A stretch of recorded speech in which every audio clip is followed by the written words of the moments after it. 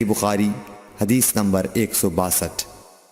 رسول اللہ صلی اللہ علیہ وسلم نے فرمایا کہ جب تم میں سے کوئی وضو کرے تو اسے چاہیے کہ اپنی ناک میں پانی دے، پھر اسے صاف کرے، اور جو شخص پتھروں سے استنجا کرے اسے چاہیے کہ بے جوڑ عدد یعنی 1 یا 3 سے استنجا کرے، اور جب تم میں سے کوئی سو کر اٹھے تو وضو کے پانی میں ہاتھ ڈالنے سے پہلے اسے دھو لے، کیونکہ تم میں سے کوئی نہیں جانتا کہ رات کو اس کا ہاتھ کہاں رہا ہے۔ صحیح بخاری حدیث نمبر 163۔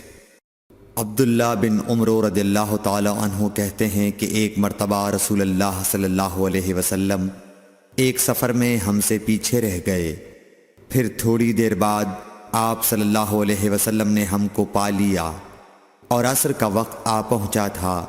ہم وضو کرنے لگے اور اچھی طرح پاؤں دھونے کے بجائے جلدی میں ہم پاؤں پر مسح کرنے لگے۔